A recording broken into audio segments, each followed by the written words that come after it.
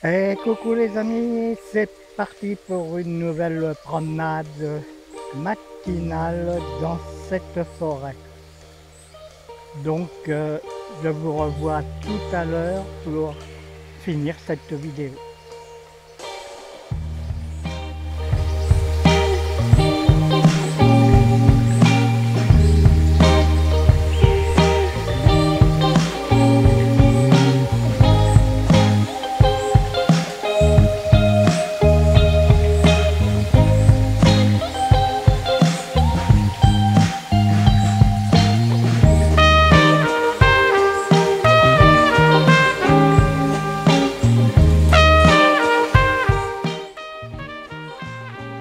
Alors aujourd'hui, les prises de vue sont faites avec la Calf Hisense en 6K 3D VR 180.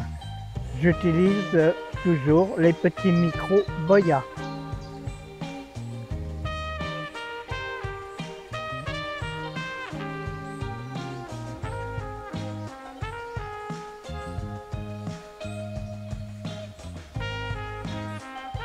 C'était un jour comme tant d'autres, où le soleil filtrait à travers les feuilles, dessinant des arabesques de lumière sur le sol de la forêt.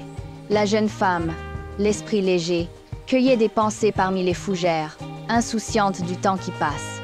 C'est alors qu'elle vit un vieil homme, assis sur une souche moussue, les mains jointes sur une canne sculptée par les années.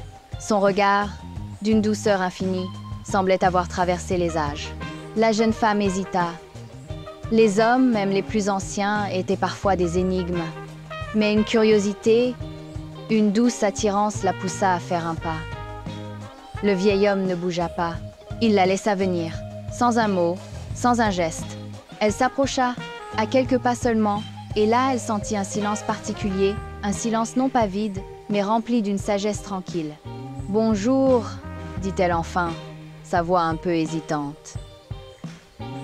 Le vieil homme sourit, un sourire qui ridait son visage comme la surface d'une eau calme sous le vent. « Bonjour », répondit-il, sa voix rauque mais pleine d'une musique oubliée. La jeune femme s'assit à son tour, un peu plus loin. L'air était doux, imprégné de l'odeur de la terre et des feuilles. Elle ne savait que dire. Et il ne disait rien non plus. Ils restèrent là, côte à côte, dans le grand silence de la forêt.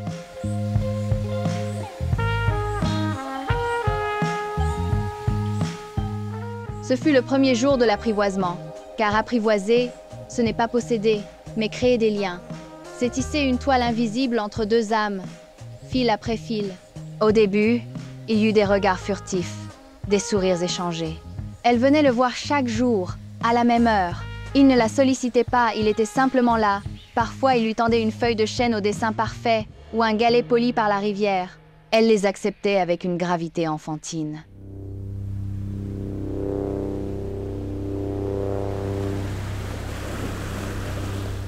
Puis vinrent les mots. D'abord quelques-uns, hésitants, comme des oiseaux qui s'envolent pour la première fois. Il lui parlait du vent qui traverse les branches, des étoiles qui veillent la nuit, du chemin des rivières. Elle lui confiait ses petites joies, ses minuscules peines, ses rêves à peine éclos. Il construisait, sans le savoir, un langage secret, fait de silences partagés et de mots choisis. Le vieil homme, au fil des jours, devenait pour elle le gardien d'un savoir ancien, la racine d'un arbre aux profondes mémoires. Et elle, la jeune femme, devint pour lui le renouveau, la promesse d'une aube nouvelle. Leurs pas se rencontrèrent sur les sentiers, leurs regards se croisèrent, et à chaque rencontre, quelque chose de plus profond se nouait. « Si tu viens à 4 heures, disait-il un jour, alors dès 3 heures, je commencerai d'être heureux. »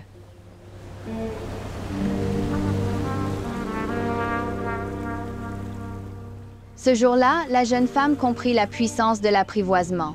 Elle comprit que le temps n'était plus un vague concept, mais une attente vibrante, une promesse de rencontre. Elle comprit qu'un vieil homme dans un bois, ou un renard dans un désert, pouvait devenir, à force d'être apprivoisé, unique au monde. Et que le plus beau des trésors n'était pas de trouver, mais de créer ce qui est invisible pour les yeux, mais essentiel pour le cœur.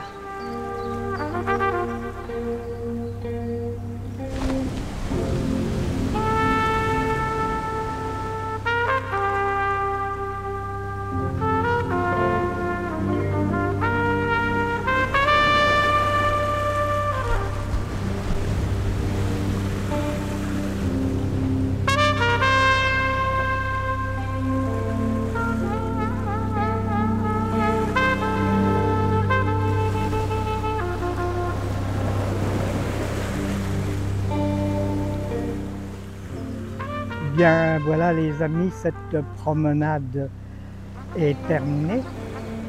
Donc je vous dis à demain pour une autre vidéo, si vous le voulez bien.